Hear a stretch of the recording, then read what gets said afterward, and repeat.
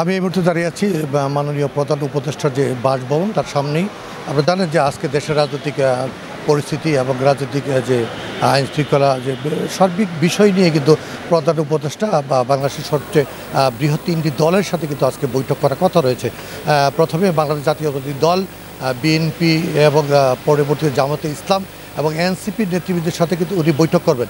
আমি যে এই মুহূর্তে আপনাদের সামনে দাঁড়িয়ে আছি, আসলে এই মুহূর্তে কিন্তু কিছুক্ষণ আগেই কিন্তু জামাত ইসলামের যে সেক্রেটারি জেনারেল নায়েব আমির আবু তাহের নেতৃত্বে 4 সদস্যের একটি প্রতিনিধি দল কিন্তু এই মুহূর্তে প্রধান উপদেষ্টার সাথে বৈঠক করছেন।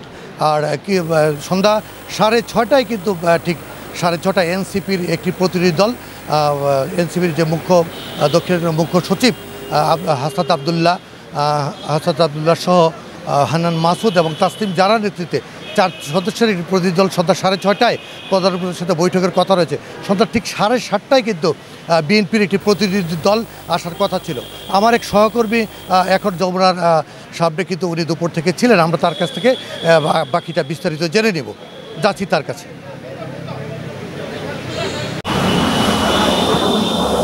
জি, ধন্যবাদ।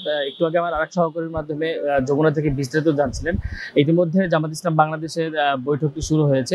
যদিও আজ দুপুর 3টা নাগাদ বিএনপির সর্বপ্রথম অন্তর্বর্তীকালীন সরকার প্রধান ডক্টর ইউনূস সাহেবের সাথে প্রথম বৈঠক হয়েছিল, কিন্তু আগামীকাল যেহেতু বিএনপির 47তম প্রতিষ্ঠা বার্ষিকী রয়েছে, তাদের প্রস্তুতি সভার একটা আলোচনা সভা আজকে ইন্ডিয়ান ইনস্টিটিউটে অনুষ্ঠিত হচ্ছে। তার দরুন মির্জা ফখরুল ইসলাম আলমগীর ডক্টর ইউনূস সাহেবকে অনুরোধ করেছেন যেন বৈঠকের সময়টা পিছানোর জন্য। তার আবেদন, তার সময়টি পিছিয়ে সন্ধ্যা 7:30টায় করেছে ডক্টর ইউনূস।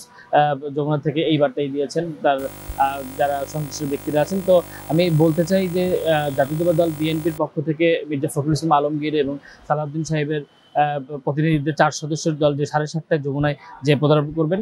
আসলে বৈঠকের বিষয়টি হচ্ছে চলমান রাজনৈতিক সহিংসতা এবং একটি রাজনৈতিক দলের প্রধান বিভিন্নকে অতর্কিত হামলা, পাশাপাশি পিআর পদ্ধতি এবং জুলাই সনদ বাস্তবায়নের যে ঐক্যমত্য কমিশন এখন পর্যন্ত কোনো দল ঐক্যমত্যে পৌঁছয়নি, সেই বিষয়বস্তু থাকবে। এছাড়া অন্যান্য বিষয়বস্তুর মধ্যে সমসাময়িক রাজনৈতিক যে পরিস্থিতি নিয়ে সহিংসতা দেখা দিচ্ছে, জনমনে ক্ষোভ জন্মাচ্ছে, আসলে দেশের পরিস্থিতি পৌঁছে যাচ্ছে, সেই বিষয় নিয়ে এবং পাশাপাশি ত্রয়োদশ নির্বাচন নিয়েও আজকের বৈঠকে কথা বলার সুযোগ রয়েছে। তো জামাত যেহেতু বৈঠক করছে, একটু পরে এনসিপি ঢুকবে, পাশাপাশি 7:30টায় বিএনপির প্রতিনিধি ঢুকবে। এরপরে তারা প্রেস ব্রিফিং করবে, গণমাধ্যম কর্মসূচি। এই ছিল আমার যমুনা থেকে বৈঠকের সর্বশেষ অবস্থা।